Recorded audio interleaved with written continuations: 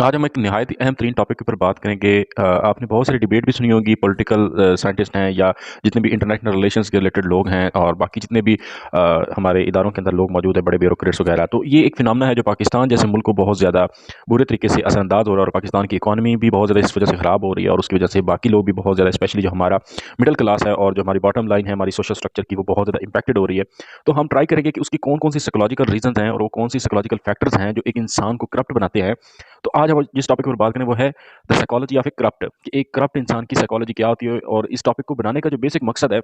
ये एक अवेयरनेस देना है कि वो कौन-कौन सी साइकोलॉजिकल वजूहात बनती हैं जो एक इंसान को करप्ट बनाती हैं और अल्टीमेटली वो फिर करप्ट इंसान जब सोसाइटी के अंदर आता है और सोसाइटी के अंदर करप्शन करता है और सोसाइटी के अंदर आके अपना रोल प्ले करता है, तो उसका इम्पैक्ट किस तरह बाकी लोगों के ऊपर होता है और फिर बाकी लोगों का जो इम्पैक्ट एक सोशल लेवल पे अल्टीमेटली वो इम्पैक्ट होते-होते नेशनल लेवल का फिनोमेना बन जाता है। तो जुड़े रहिए इस वीडियो में हमारे साथ। अगर ये वीडियो को पसंद आती है और आपको लगता है कि ये मालूमाती वीडियो और इससे पाकिस्तान जैसे मुल्क के अंदर कुछ बेहतरी लाई जा सकती है, तो आप प्लीज़ हमें अपनी सपोर्ट दें, हमारे चैनल को लाइक करें, 1 मिनट साइकोलॉजी को शेयर करें और बाकी दूसरे लोगों को भी मोटिवेट करें कि वो इस चैनल पे आएँ और हमारी इस तरह की वीडियोज़ देखें, ताकि हम ज़्यादा से ज़्यादा लोगों को इन्फॉर्मेशन और एजुकेशन दे सकें और अल्टीमेटली इसका फ़ायदा भी है पाकिस्तानी हम सबको होगा। तो थैंक्स, आपने जुड़े रहना इस वीडियो में और वीडियो को एंड तक उसके बाद अगर हम मज़ीद इसके ऊपर बात करना चाहें, तो जब एक बंदा करप्शन करता है, तो उसका क्या इम्पैक्ट होता है कि एक साइकिल साइकिल जैसे मैंने प्रीवियसली पहले बताया कि साइकिल क्रिएट हो जाता है। अब एक बंदे ने करप्शन की, उसने अपने ज़राए आमदन को बढ़ाया, करप्शन करके अपनी लग्जरी लाइफ को बढ़ाया और उसकी एक प्रेजेंस शो होने लग गई लोगों के सामने। जब लोग देखते हैं कि यार मैं भी वही काम कर रहा हूँ, ये भी वही काम कर रहा है, लेकिन इसकी लाइफ कितनी अच्छी जा रही है, तो ऑटोमेटिकली वो उस चीज़ की तरफ राग़िब होना शुरू हो जाते हैं कि जो काम वो कर रहा है, जो तरीकाकार वो लगा रहा है। तो एक पॉजिटिव इम्पैक्ट भी हो सकता है, नेगेटिव इम्पैक्ट भी। अगर पॉजिटिव की बात करें तो पॉजिटिव इम्पैक्ट ये हो सकता है कि लोग उस चीज़ को लेके ये सोचना शुरू कर दें कि यार ये करप्शन कर रहा है और वो एक एंटी थिंकिंग बना ले उस बंदे के बारे में और फिर वो क्या करेंगे कि सप्रेस होना शुरू हो जाएंगे जब उस बंदे के बारे में कुछ कर नहीं सकेंगे। देखेंगे कि यार बाकी इदारों के अंदर अकाउंटेबिलिटी का इदारा या बाकी इदारा उसके अगर पास जाते हैं और वो उनकी बात नहीं सुनते, वहाँ भी करप्ट लोग बैठे होते हैं। तो ये पॉजिटिव इम्पैक्ट जो लोगों ने लिया है वो भी आपका दब कर रह जाएगा और फिर एक नफसियाती तौर पर एक साइकोलॉजिकल एक ऐसी फीलिंग इन्फिनिटी कम्प्लेक्स डेवलप हो जाएगी जिसका फिर एक बहुत ज़्यादा और ज़्यादा नेगेटिव इम्पैक्ट आना शुरू हो जाएगा। और नेगेटिवली भी इसी तरह हो सकता है कि लोग अगर नेगेटिवली बंदे को देखते हैं कि यार ये बहुत ज़्यादा अपने आप को आगे लेके जा चुका है, तो लोग डेफिनेटली उसको फॉलो करेंगे और विदाउट इस चीज़ के कि जो हमारा रिलीजन है, जो बाकी चीज़ें हैं, जो मॉरल वैल्यूज उनको निगलेक्ट करते हुए वो लोग फिर उसी के नक्शे कदम पर चलने की कोशिश करेंगे। इस तरह करते-करते एक साइकोलॉजिकली ऑटोमेटिकली ये इंडिविजुअल जो काम करेगा, इंडिविजुअल का इफेक्ट उसके खानदान के ऊपर आएगा, खानदान का एक सोसाइटी के ऊपर, सोसाइटी कल्चर डेवलप करेगी, कल्चर आपकी नेशनल थिंकिंग डेवलप करेगा और अल्टीमेटली क्या होगा कि नेशनल कल्चर की वजह से वो फिर चीज़ें घूम-घुमा के जो आपकी गवर्नमेंट की वर्किंग है, जो गवर्नमेंट के इदारों के अंदर जो चीज़ें हो रही होंगी, वो आपके ओवरऑल अल्टीमेटली एक इंडिविजुअल के ऊपर जाके इफेक्ट करेंगी। तो पूरी सोसाइटी फिर उसके लपेट में आ जाएगी, एक सर्कल बन जाएगा कि करप्शन ही फिर सबका जो है ना ओढ़ना और बिछौना बन जाएगा। उसके बाद अगर हम बात करें कि कौन-कौन सी साइकोलॉजिकल थ्योरीज़ हैं जो हमें करप्शन को समझने में आसानी दे सकती हैं। तो सबसे पहले अगर हम बात करें तो साइकोलॉजिकल थ्योरी ऑफ करप्शन में तो प्लेयर थ्योरी। प्लेयर थ्योरी ये कहती है कि अगर आप को कोई चीज़ मज़ा देती है, एन्जॉय करवाती है या आपको सैटिस्फैक्शन देती है, तो लाज़मी बात है आप उस काम को रिपीट करते हो। तो एक जनरल सी बड़ी आम सी बात है कि जब एक करप्ट बंदा है, उसकी 70,000 80,000 या 1 लाख तनख्वाह है, लेकिन वो नाजायज़ आमदन के थ्रू वो 4-5 लाख कमा लेता है, तो लाज़मी बात है उसकी लग्ज़री लाइफ़ होगी, उसके पास आसाइशें ज़्यादा आ जाएँगी, उसके पास लग्ज़री चीज़ें ज़्यादा आ जाएँगी, वो एन्जॉय करेगा चीज़ों को। तो वो प्लेयर जो उसकी होगी उसको और मज़ीद काम करने की इस चीज़ की इजाज़त देगी, वो और करेगा, वो और करप्शन करेगा। उसके बाद अगर कंडीशनिंग थ्योरी की बात करें तो कंडीशनिंग में ये होता है कि अगर एक इंसान देख रहा है कि यार दूसरे करप्शन कर रहे हैं, वो एक इदारे के अंदर देखता है कि 10 बंदे करप्शन कर रहे हैं, ये 11वां बंदा नहीं करप्शन करता, तो ये ना चाहते या ना चाहते हुए भी ये बंदा भी करप्शन की तरफ चला जाए, क्योंकि एसोसिएशन इफेक्ट होता है कि अगर हज़ारों लोगों में अगर एक बंदा कोई नेक सीरत है जो भी है, तो वो इफेक्ट कर देता है। जैसे वो खरबूजा खरबूजे को देख के रंग पकड़ता है, एक जनरल सी एक मिसाल बनी हुई है। तो ये कंडीशनल थ्योरी जो ये इस चीज़ के बारे में हमें गाइड करती है। उसके बाद डेवलपमेंटल थ्योरी भी है कि जो एक बंदा करप्ट है, वो उसकी शख्सियत के खासा बन चुका है कि उसने दो नंबरी करनी है, फ्रॉड करना है, स्कैम करनी है, धोखाबाजी करनी है और उसने सारे जो राइट काज़ हैं, उनको उसने गलत तरीके से अचीव करना है। तो वो लाज़मी बात है अपने बच्चों के ऊपर इफेक्ट करेगा, अपनी फैमिली के ऊपर इफेक्ट करेगा, अपने बहन-भाइयों के ऊपर इफेक्ट करेगा और करते-करते जो उस घर के अंदर जो बच्चे हैं, उनकी भी डेवलपमेंट का वो खासा बन जाएगा, उनकी शख्सियत के अंदर भी वो चीज़ें आ जाएँगी कि वो भी वही चीज़ें अडॉप्ट करने लग जाएँगे। उसके बाद है स्ट्रेस थ्योरी। अब स्ट्रेस थ्योरी ये होती है कि एक इंसान प्रेशर में आके, साइकोलॉजिकल प्रेशर में आके, कि जब उसके घर वाले कहते हैं, उसकी सोसाइटी कहती है, उसका माशरा, उसके इर्द-गिर्द या उसके मोहल्ले वकूँ में जहाँ वो रहता है, वहाँ के लोग अगर उसको प्रेशराइज़ करना शुरू कर देते हैं कि यार हलाल की ज़िंदगी तो कोई ज़िंदगी नहीं है, ये है, वो है, बातें करते हैं सुबह-शाम, उसको साइकोलॉजिकल टॉर्चर देते हैं, तो वो बंदा स्ट्रेस में आ जाएगा। तो अल्टीमेटली उसका इम्पैक्ट ये होगा कि वो बंदा भी करप्शन वाली साइड पर जाना शुरू कर देगा और वो मजबूर हो जाएगा, वो ना चाहते हुए भी उस काम को करने के लिए वो रेडी हो जाएगा। और जिसको फिर अल्टीमेटली कोई ना कोई इस तरह के जो नेगेटिव एलिमेंट्स हैं, फिर उसको कैश करवाने की कोशिश करते हैं इस तरह के बंदे को, वो फिर टारगेट भी करते हैं इस तरह के साइकोलॉजिकली उस बंदे को, जो इस तरह के साइकोलॉजिकल स्ट्रेस और प्रेशर के अंदर होता है। उसके बाद मॉडलिंग थ्योरी है कि ये भी हमें दिखाती है कि इंसान एक दूसरे को देख के सीखता है। तो मॉडलिंग थ्योरी में सबसे बड़ा इम्पैक्ट आ जाता है मीडिया का, कि जो इंसान देख रहा होता है मीडिया पे क्या दिखाया जा रहा है, मीडिया पे जब दिखाया जा रहा होता है कि जी नेगेटिव पुलिस का रोल दिखाया जा रहा होता है, बड़े-बड़े जो ठेकेदार हैं उनका नेगेटिव रोल दिखाए जा रहे होते हैं और उनको बड़ा ही शाहाना और बड़े अच्छे और लग्जरी तरीके से दिखाया जा रहा होता है और 2 नंबर काम को और करप्शन को और सम टाइम मज़ाक में भी उस चीज़ को लेजिटिमेट बना के पेश किया जा रहा होता है। तो उसका फिर क्या होता है, मॉडलिंग क्रिएट हो जाती है, लोग उससे फिर तासुर लेते हैं और फिर वो अपनी शख्सियत के अंदर वो चीज़ें करते हैं कि जी मीडिया पे हमने देखा जी फलाँ बंदा तो वो तो इस तरह अमीर बना है। मैं एक छोटी सी एग्जांपल दूंगा कि हमने रिसेंटली एक जिस तरह के एक बंदा है जो पाकिस्तान के अंदर जो है उसने काफ़ी ज़्यादा हमारे कस्टम और इनकम टैक्स के ऑफिसर जो हैं उनको उसने नुकसान पहुंचाया। और लेकिन अभी वो एक बंदा बड़ा पॉलिटिकल फिगर बना हुआ है और सोशल मीडिया पर वो बंदा जो है ना बड़ा अच्छा उसका एक तासर क्रिएट हुआ है। तो ये चीज़ होती है मॉडलिंग से, फिर वो बाकी लोगों को भी असरअंदाज करता है कि जी ये काम जो है ना गलत तरीके से करके आप अमीर हो सकते हो और फिर अल्टीमेटली आप नेक बन के सोसाइटी के अंदर जो है ना एक पब्लिक फिगर बन सकते हो। फिर कल्चरल थ्योरी है। कल्चरल थ्योरी ये होती है कि वो जब मैंने पीछे जिक्र किया कि जब एक इंडिविजुअल या खानदान होता है वो सोसाइटी बनाता है, सोसाइटी आपका कल्चर बनाती है, कल्चर आपका नेशनल थिंकिंग बनाता है। तो जब कल्चर के अंदर चीज़ें डेवलप हो जाती हैं तो जो बंदे नहीं भी इफेक्टेड होते हैं तो वो क्या करते हैं, कल्चर की वजह से इफेक्ट हो जाते हैं। जब कल्चर में वो देखते हैं कि ये चीज़ चल रही है, करप्शन हो रही है, दो नंबरी हो रही है, फ्रॉड हो रही है, स्कैम हो रही है, तो वो लोग क्या करते हैं कि फिर वो लीजिटिमेट वेज को छोड़ना शुरू कर देते हैं कि देखते हैं कि यार ये सोसाइटी में ये चीज़ अब लीजिटिमेट हो गई है, सोसाइटी अब इसको मानने लग गई है, सोसाइटी ने तस्लीम कर लिया है कि ये काम या गलत तरीका जो है अब एक्सेप्टेबल हो गया है, तो फिर वो कल्चर का हिस्सा बन जाता है। फिर लोग भी उस चीज़ के ऊपर देखा देखी में उस चीज़ को लीजिटिमेट काज मानकर चलने लग जाते हैं, जो कि ओवरऑल गलत होती है चीज़। उसके बाद वैल्यू एफर्ट थ्योरी है। वैल्यू एफर्ट में ये होता है कि आपने कितनी वैल्यू इनपुट की किसी काम के लिए और उसकी आपको जो एफर्ट लगानी पड़ी है वो कितनी मिली है, जो आपने एफर्ट लगाई है वो कितनी थी और आपने जो वैल्यू आपको गेन हुई है वो कितनी है। तो वैल्यू एफर्ट थ्योरी के अंदर भी यही चीज़ आपको समझ में मिल जाती है कि इंसान जो है ना वो कहीं ना कहीं तसाइल पसंद भी है, उसकी शख्सियत के खासा है इंसानों का कि कम एफर्ट से अगर कोई चीज़ बड़ी हासिल हो रही है, जिसे कहते हैं शॉर्टकट लगाने से कुछ बड़ा हासिल हो रहा है, तो इंसान उससे बड़ी सेटिस्फेक्शन फील करता है और सेटिस्फेक्शन को अचीव करने के बाद इंसान रिपीटिशन करता है उस काम की। तो वैल्यू एफर्ट थ्योरी के अंदर भी यही चीज़ हो रही होती है कि अगर आप कम एफर्ट इनपुट करते हैं और आपको एक्स्ट्रा वैल्यू मिल जाती है तो इंसान भी उस चीज़ की तरफ डायरेक्ट होता है। तो करप्शन करने वाले लोगों की भी यही टेंडेंसी होती है कि वो कम एफर्ट में ज़्यादा बेनिफिट हासिल कर रहे होते हैं। उसके बाद चांस थ्योरी होती है कि चांस थ्योरी ये बताती है कि अगर कुछ लोग नहीं भी करप्ट होते तो वो देखा देखी में क्या होता है, अगर उनको कहीं पे चांस मिल रहा होता है तो वो उस चांस को जो है एक मौका गनीमत समझकर हासिल कर लेते हैं। तो ये चीज़ बेसिकली जो ओवरऑल थ्योरीज हैं ये हमें एक बेस प्रोवाइड करती हैं कि किस तरह से साइकोलॉजिकल वेज हैं जो एक इंसान को करप्ट बनाती हैं। और फिर इन वेज को समझकर आगे हम बात करेंगे कि एक करप्ट के कौन कौन से ट्रेड्स होते हैं। अगर एक करप्ट के ट्रेड्स की बात करें तो सबसे पहले एक करप्ट का जो ट्रेड होता है वो मॉरली जो है वो विकेट होता है, मतलब मॉरली वो इंतहाई बदतरी का शिकार होता है, अबतरी का शिकार होता है कि वो इंसान उसकी जो मॉरल वैल्यूज होती हैं वो बिल्कुल डिक्लाइन कर चुकी होती हैं, वो सही और गलत के फ़र्क को जो है ना बिल्कुल मादूम कर चुका होता है और वो उसमें कोई ज़्यादा तफरीक नहीं कर पाता। उसके बाद उसकी जो फ्रीजाइल पर्सनैलिटी होती है कि वीक शख्सियत होती है और उस शख्सियत के अंदर ये चीज़ आ जाती है कि वो सही और गलत की तमीज़ ना कर पाने की वजह से उसकी शख्सियत मज़ीद डैमेज हो जाती है कि वो आगे जो ज़िंदगी के बाकी फैसले वो भी इसी तरह उसके इफेक्ट हो रहे होते हैं। उसके अलावा जो करप्ट लोग होते हैं उनकी जो एस्टीम होती है वो बहुत ज़्यादा लो होती है, क्योंकि लाज़मी बात है जब गलत काम करेगा या एक प्रोसीजर को या एक लीगल कोड को वायलेट करेगा तो कहीं न कहीं उसका ज़मीर अगर ज़िंदा हुआ तो मलामत करेगा। तो लो एस्टीम वाला बंदा अगर उसका ज़मीर मलामत करेगा तो वो उस चीज़ को बिल्कुल इग्नोर करेगा। अव्वल तो उसका ज़मीर बिल्कुल उसको मलामत करना ऐसा-ऐसा छोड़ देगा और वो चीज़ों को सही मानना शुरू कर देगा। गलत चीज़ों को सही मानते हुए फिर वो मज़ीद दूसरा काम करेगा।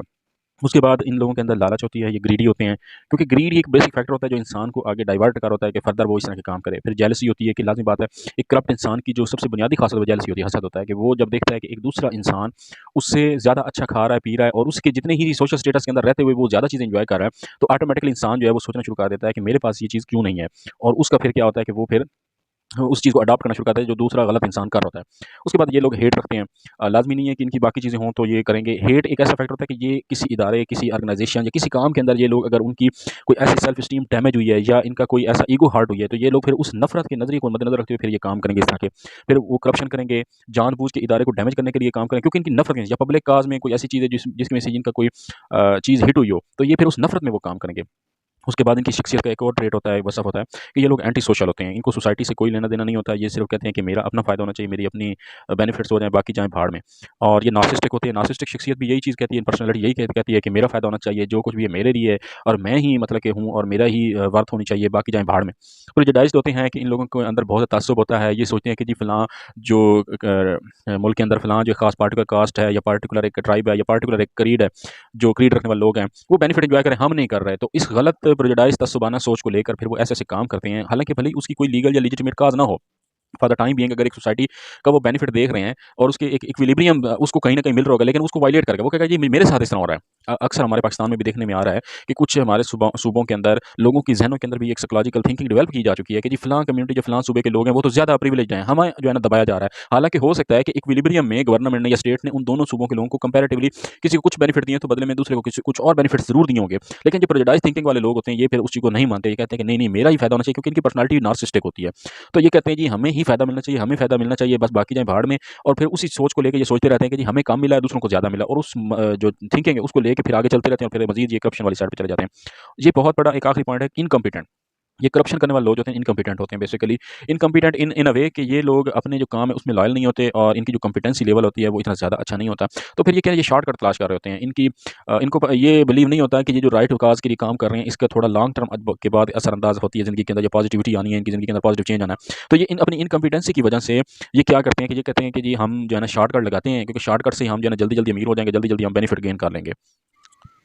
उसके बाद अगर हम बात करें कि इस चीज़ को हम किस तरह से सही कर सकते हैं। अब बहुत सारी पॉलिसीज़ तो आपने पढ़ी होंगी, गवर्नमेंट ने बहुत सारे लॉज भी बनाए हुए हैं, सब कुछ बनाया हुआ है। लेकिन जो साइकोलॉजिकल चीज़ें हैं, जो साइकोलॉजिकली जिस चीज़ को ठीक करना चाहिए, जिस मसले को, जिस बीमारी को साइकोलॉजिकली आपने ठीक करना है, अगर आप उसको इग्नोर करेंगे तो भले ही आप जितनी मर्ज़ी अच्छा स्ट्रक्चर ला खड़ा कर दें, जितनी मर्ज़ी अच्छी पॉलिसीज़ ला खड़ी कर दें, तो ये कुछ भी नहीं होने वाला। आपको क्या करना है कि आपने कुछ चीज़ें साइकोलॉजिकल जो फैक्टर है उनको भी मद्देनज़र रखना है। तो अब हम इन्हीं फैक्टर के ऊपर बात करेंगे, कौन-कौन सी स्ट्रैटेजीज़ हैं, कौन-कौन से वो वेज़ हैं जिनको हम अडॉप्ट करके इस जो करप्ट बंदा है इसको किस तरह ठीक कर सकते हैं, एटलीस्ट करप्शन को हम रिड्यूस कर सकते हैं।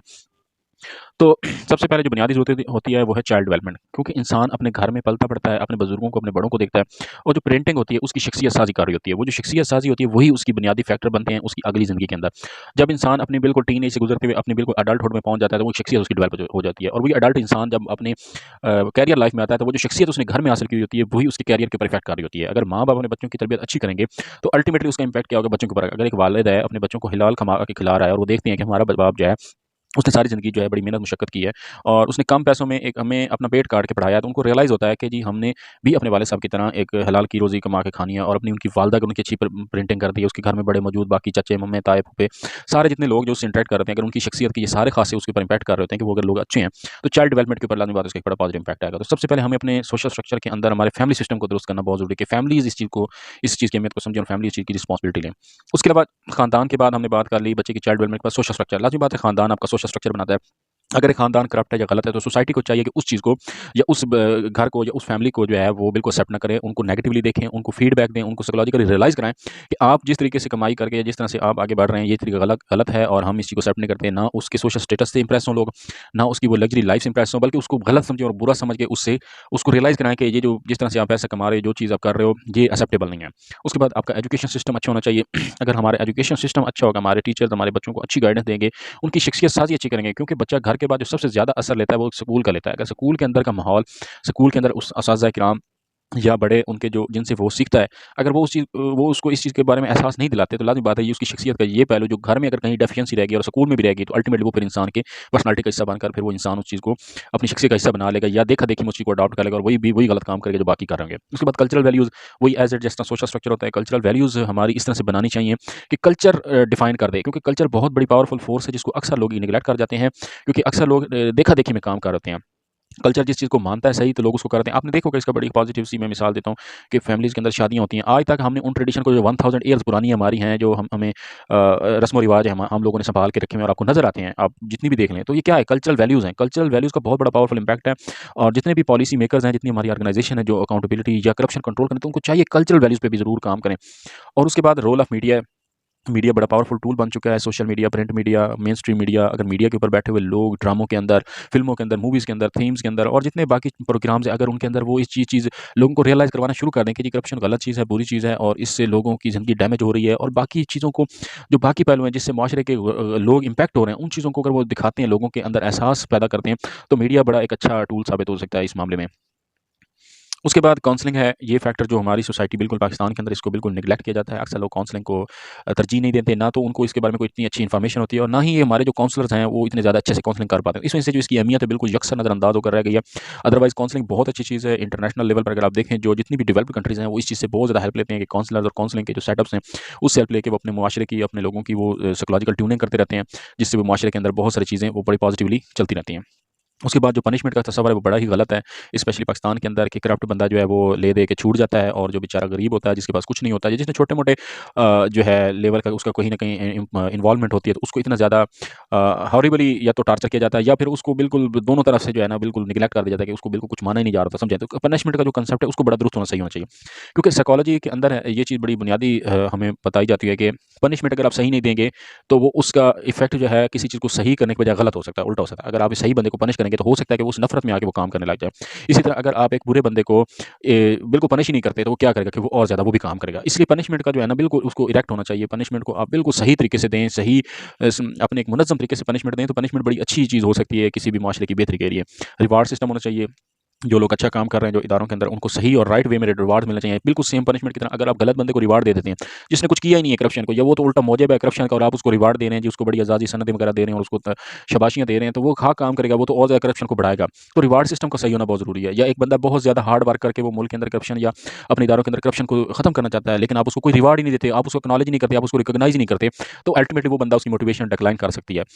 उसके बाद फीडबैक सिस्टम स्ट्रॉन्ग होना चाहिए, सोसाइटी लेवल पर, नेशनल लेवल पर, कल्चरल लेवल पर फीडबैक होने चाहिए। लोग फीडबैक दें एक दूसरे को, घर के अंदर मौजूद लोग एक दूसरे को फीडबैक दें, और ओपन वेज मौजूद होने चाहिए गवर्नमेंट लेवल पर भी और पब्लिक लेवल पर भी, और घरों के अंदर भी एक ओपन प्लेटफॉर्म होना चाहिए कि लोग एक दूसरे को फीडबैक दे सकें। अगर वो कुछ गलत करते हैं या करप्शन करते हैं तो वो एक दूसरे को ओपनली समझा सकें, बात कर सकें, और उसके ऊपर एक ओपन डिबेट हो सके। उसके बाद डेटरेंस, डेटरेंस का जो काम है बहुत इंपॉर्टेंट है। डेटरेंस घर से भी स्टार्ट हो सकती है, गवर्नमेंट भी डेटरेंस क्रिएट कर सकती है। अगर डेटरेंस का भी कंसेप्ट बाकी पनिशमेंट और रिवार्ड की तरह अगर गलत हो तो फिर कोई फ़ायदा नहीं है। तो इस चीज़ को बहुत ज़्यादा सेंसिटिवली देखना चाहिए। ये कर लेते हैं कि अगर इस इश्यू को गलत तरीके से अंडरस्टैंड किया गया या गलत तरीके से अंडरस्टैंड किया जाता जा रहा है, जिस तरह से करप्शन को लोग देख रहे हैं कि जी अकाउंटेबिलिटी को भी बिल्कुल पॉलिटिकल बना के रख दिया गया है, और उसकी जो साइकोलॉजिकल फैक्टर्स हैं, जो बाकी फैक्टर्स हैं, उनको बिल्कुल इग्नोर कर दिया गया है। तो उसमें से इनएप्ट अंडरस्टैंडिंग में से ये इशू जो है हल नहीं हो रहा पाकिस्तान जैसे मुल्क के अंदर। फिर फॉल्स स्ट्रेटजीज लाई जा रही हैं, गलत स्ट्रेटजीज को अडॉप्ट किया जाता रहा है हमारे मुल्क के अंदर। कोई पार्टी आती है तो वो किसी तरह से स्ट्रेटजी बना देती है, कोई आती है तो किसी दूसरे को विक्टिमाइज़ करने के लिए बना देती है। इदारों के अंदर बैठे मौजूद वो भी गलत स्ट्रेटजीज़ यूज़ करते रहते हैं, मसला कहीं और होता है, वो कोई और स्ट्रेटजी बना के बैठ जाते हैं। उसके बाद इंटेंडेड इग्नोरेंस होती है। एक मसला पता है, मालूमात हैं, सब कुछ पता है, लेकिन उसको जानबूझ के इग्नोर करके चलें जी छोड़ें, इसको क्या करना है, अभी ये चल रहा है, ये अभी होता है, ये नॉर्मल है, ये ऐसे ही है। उस चीज़ को बस मान लेना कि यार बस ये जो है ना अल्लाह की तरफ से बस हमारी अभी मजबूरी बन गई है और इसको हम सही नहीं कर सकते। इंटेंडेड इग्नोरेंस होती है। लर्न्ड हेल्पलेसनेस होती है कि आप जानबूझ के समझते बूझते हुए भी आप उस चीज़ को नहीं करते, दुरुस्त नहीं करते, आप कहते हैं जी बस ठीक है, अल्लाह के आसरे पे चल रहा है साहब। तो ये सबसे गलत और बुरी अप्रोच है। इस चीज़ को समझने के लिए बहुत ज़्यादा सख्त ज़रूरत है। फिर इम्बैलेंस अप्रोच होती है। या तो आप इतनी स्ट्रिक्ट स्ट्रैटेजी लेके आ जाते हैं कि जो लोग बिल्कुल स्टेबिलिटी मूड में होते हैं वो डिस्टेबल हो जाते हैं, या उनके अंदर इंस्टेबिलिटी आ जाती है। इसका सबसे बड़ा इम्पैक्ट आपने देखा हमारी इंडस्ट्री के अंदर देखा होगा कि गवर्नमेंट की करप्शन को कंट्रोल करने की गलत स्ट्रेटजी की वजह से जो हमारे बड़े बड़े इन्वेस्टर्स हैं, जो अच्छे सरमाएदार हैं, वो भी मुल्क छोड़ के जा रहे हैं, क्योंकि उनका लेवल ऑफ कॉन्फिडेंस नहीं इतना अच्छा मुल्क है। उनको उनको बिल्कुल कन्फ्यूजन हो गई है कि अभी पता नहीं अगले लम्हे कौन सी गवर्नमेंट स्ट्रैटेजी लेके आ जाए, कौन सी पॉलिसी लेके आ जाए कि हमारा जो हलाल का पैसा, जो व्हाइट मनी है, वो भी हमारी वॉश आउट हो जाए और हम बिल्कुल जीरो पे आ जाएं। तो ये बहुत बड़ी इंपॉर्टेंट फैक्टर, इसको भी समझना चाहिए। उसके बाद लेवल ऑफ एनालिसिस होते हैं। हर एक चीज़ का अपना-अपना एक लेवल होता है। अगर आप सिर्फ़ एक लेवल को लेके चलेंगे और बाकी लेवल्स ऑफ एनालिसिस को छोड़ देते हैं, तो वो भी गलत अप्रोच हो जाती है। इसकी एक बड़ी सादा सी मिसाल है कि अगर आप पॉलिटिकल एनालिसिस तो करते हैं मुल्क की इकोनॉमी को समझने के लिए या करप्शन को समझने के लिए, और बाकी जो फैक्टर हैं, स्पेशली जो साइकोलॉजिकल फैक्टर, उनको इग्नोर कर दें, तो फिर आपको कोई फ़ायदा नहीं है। इसी तरह लेवल ऑफ अप्रोचेज़ होती हैं कि आप किसी चीज़ को लेके कौन-सी अप्रोच लें। अगर आप पनिशमेंट अप्रोच लेके चल रहे हैं, लेकिन अगर सिर्फ़ आप चाहते हैं ये पॉलिटिकल पनिशमेंट करनी है या फिज़िकल पनिशमेंट करनी है, और बाकी जो लेवल्स ऑफ अप्रोचेज़ हैं, वो आपको यकसर आप इग्नोर कर देते हैं, तो उस तरह से भी वो चीज़ें खराब हो जाती हैं। इसके लिए एक मल्टीफेसेट और मल्टी अप्रोच चाहिए जो इस मसले को हल कर सके। तो ओवरऑल इस वीडियो को यहीं पर एंड करते हैं, इस होप के साथ कि आपको ये वीडियो बहुत ज़्यादा पसंद आई होगी। हमारे चैनल को लाइक करें, सब्सक्राइब करें एंड शेयर करें। Thanks for watching.